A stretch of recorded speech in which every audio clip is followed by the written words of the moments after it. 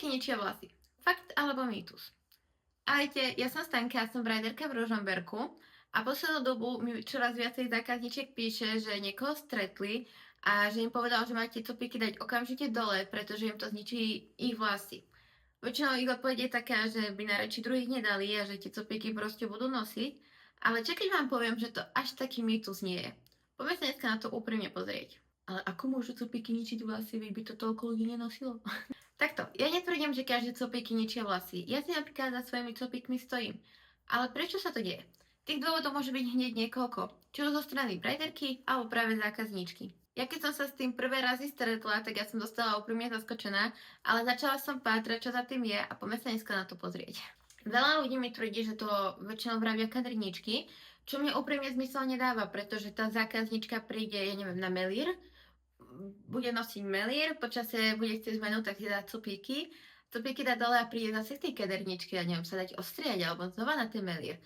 Takže tam vlastne konkurencia nie je žiadna a zároveň aj kaderničky, ktoré ja mám vo svojom okolí, tak buď nejakým spôsobom skúšali same zapletať, že išli na ten kurz a dali to ako doplnkovú službu, alebo ich dcerky u mňa pravidelne chodia. Takže toto ja si úprimne nemyslím. Možno, že v inom meste sú iné kaderničky, ale teda ja túto skúsenosť nemám, takže ja to tvrdiť nemôžem.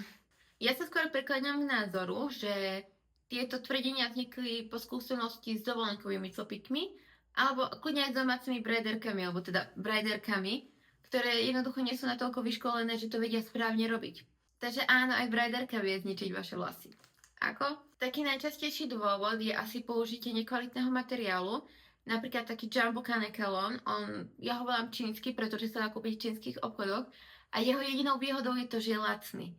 Ale to je fakt jediná vec, lenže on nedá sa česať, nedá sa zafixovať, nedá sa s ním dobre pracovať, škrabe na tej hlave a väčšinou vznikajú kožné problémy práve pri ňom, takže ja neviem, ja nechápem, ako to niekto s tým môže pracovať, niekto si to môže dať na hlavu. Jeho fakt jedinou výhodou je to, že je lacný. Lenže copyky nie sú lacná záležitosť, aby sme my boli nútené pracovať s lacným materiálom, takže povedz ďalej. Nesprávna technika zapletania vlasov. Počula som už aj o takých, že naučila som sa to na YouTube videách a skúšam, učím sa. A neberte ma zle, ja sama tieto videá rada sledujem, pretože si myslím, že človek sa učí celý život, lenže rozdiel je v tom, že ja viem, ako správne držať ruky, aký materiál môžem použiť, koľko gramov môžem použiť, ako správne točiť rukami, aby ja som si ruky nepoškodila a podobne. A to je všetko také, aj ako sa starať o ten účes. To vám v tom videu nikto nepovie, pretože nie sú informácie, ktoré takto my dáme voľne do sveta. No a tu je ten problém, že vlastne oni vám nepovedia nič, žiadnu starostlivosť, spravia to nesprávne, hokus pokus. No a akože ja verím, že sú ľudia, ktorí proste pozerali toľko tých videí, ak sa to naučili a vieme, že niekto sa to učil cez Pinterest a potom išiel na kurzy, aby dostal tie základné informácie a teraz to robí úplne, že super, ale ten základný kurz tam treba. A veľký problém v tých videách je aj to, že tam vám už napríklad nikto nepovie, že na aké vlasy sa nesmie zapletať. A dajme si taký príklad, že niekto má problém s nadmerným vypadávaním vlasov. Tak logicky, tie vlasy sú oslabené, tak asi nie je vhodné dávať tam ďalšiu záťaž. Mne sa tiež párkrát stalo, že mi niekto volal, že by sa chcel objednať na copíky. A keď som sa spýtala, že či náhodou nemá nejaké problémy s vláskami, tak tam bolo, že áno, mám nadmerné vypadávanie.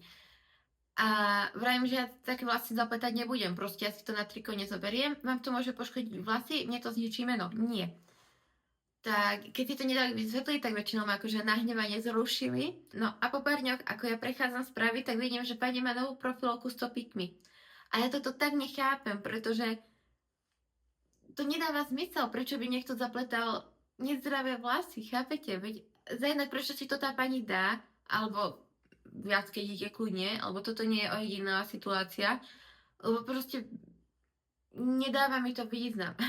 A ani z finančného hľadiska to nedáva význam, pretože my brajderky chceme, aby ste sa k nám vracali, boli s nami spokojné a keď niekto má problém s vlasmi a zapletieme ju a potom to rozpletie, tak tie vlasy budú pravdepodobne zničené na dosť veľa percent a tým pádom má zlú skúsenosť a tým pádom to začne rozprávať ďalej, že ona už nepovie tá zákazníčka, že ja áno, mala som problém s padaním vlasov, nie, ona povie, že chlpeky mi zničili vlasy.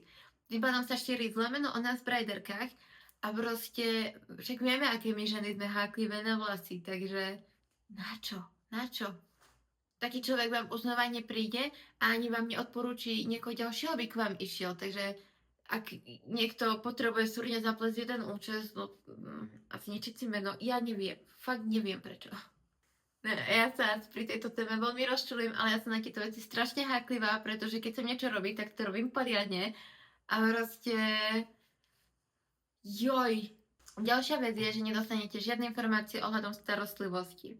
O copíky sa treba starať, aj keď sú teda zapletené, pravidelne ich umývať, česať, keď je česateľný kanekalón, správny rozplet a podobne. Vďaka tomu dokáže ten účes vydržať krásne naozaj po celú dobu nosenia, lenže predstavte si, že máte copíky na dlhšie ako týždeň a vôbec si tú hlavu neumiete.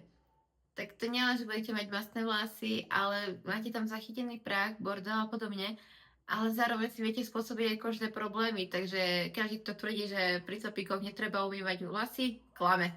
Dobre, ale aby som nevravila iba o jednej strane, tak zničiť vlasy vďaka copíkom sa dá aj zo strany zákazníčky. A ja si úprimne myslím, že tu je pravdepodobnosť väčšia, lebo niektoré absolútne nepočúvajú, keď sa im vysvetľuje starostlivosť, alebo si myslia, že my si robíme srandu, alebo ja neviem. Ale verte mi, že my vidíme, kde nastal ten problém a prečo nastal. Teda napríklad, keď ku mne príde niekto na rozplet setu po 4 až 6 týždňoch a povie, že si tú hlavu pravidelne umýval, a ja tam ešte stále vidím zvyšky gélu, ktorý je na vodnej báze, ktorý sa vymie počas prvého, max druhého umytia hlavy, tak no neoklamete. Ako jeden z najčastejších dôvodov by som taktiež uviedla aj nedodržanie odporúčanej doby nosenia. A ja úplne chápem, prečo sa to deje, lebo tie copíky ešte vyzerajú krásne a vy si poviete, že no tak toto troška zagelujem, nebude vidno. Dokonca viem o jednej zákazničke, ktorá mala vysoký cop strašne dlho, počkajte, to bolo, ja neviem, či 2 alebo 3 mesiace, že strašne dlho. A ona bola taká, že no však ja som videla, že je to ešte zapletené, tak hádam dobre, že nie. No, takže oni vyzerajú dobre a vám je ľúto ich rozpliesť. Problém je však v tom, že tá aktuálna váha kanekalónu, ktorú my dávame na vaše vlasy, tak je prispôsobená aktuálnemu stavu vlasov a hustote a všetko toto. A rátame aj s nejakým miernym odrastom, lenže keď už ten copík drží iba na tom odraste, tak vlastne tie nové vlásky, ktoré vám vyrástli, tak musia držať váhu toho kanekalónu, vypadnutých vlasov, pôvodných vlasoch. A už to nie je také, že máte to niečo aj na tej pokožke hlavy, už proste to držia iba odrasty a to nie je dobré. Tak sa zase trhajú vlasy. Taktiež sa často stretávam s tým, že zákazničky nedodržia nejakú odporúčanú starostlivosť o ten účes. Teda o copíky sa treba starať, aj keď ich máte aktuálne na hlave, či už je to pravidelne umývať hlavu, správny rozplet, česať, keď je česateľný kanekalón, nechodiť spať s mokrou hlavou, správne pripraviť copíky na spanie a podobne. Tých vecí je strašne veľa a väčšinou každý účes a každý kanekalón má nejakú svoju starostlivosť, preto ja nerada rozprávam nejakú všeobecnú, ale toto, čo som povedala, až na to česanie, zase nie každý kanekalón je česateľný, tak to vlastne asi platí všeobecne. Ale ja vždy informujem svoje zákazničky o akomkoľvek účese, aj keď sú také, že už 5-krát mi prišli za posledného pol roka na vysoký cop, tak ja im to aj tak zopakujem, lebo proste musím mať ten dobrý pocit, že som to povedala. Takže, ale ak náhodou dačo, tak určite chystám aj také video, takže sa uvidíme. No a samozrejme, ak už sledujete moje videá, tak viete, že poškodiť vlasy môže aj nesprávny rozplet. O tomto ja som sa už bavila v predchádzajúcich videách, takže nechcem to úplne až tak dopodrobná rozoberať. Kto nevedel, choďte si pozrieť predchádzajúce videá, je to tam dopodrobná. Ale stále platí, že treba trpezlivosť a keď ste si neisté, tak sa objednajte ku svojej brajderke. Aby som to ukončila, tak copíky vedia pomôcť vašim vlasom, ale taktiež existujú spôsoby, ako sa môžu zničiť kvôli copíkom. Preto je veľmi dôležité, aby ste si vybrali tú správnu brajderku a porovnajte si práce viacerých, nepozerajte iba na jednu, proste pozrite sa na viacerých, alebo teda viaceré. A to, čo sa vám viac páči, čo vášmu oku sa viacej páči, tak to bude asi tá správna cesta. Zároveň vždycky musíte byť informované, ako sa o účes správne starať, ako správne rozpliesť a podobne, bez toho, aby ste sa to pýtali.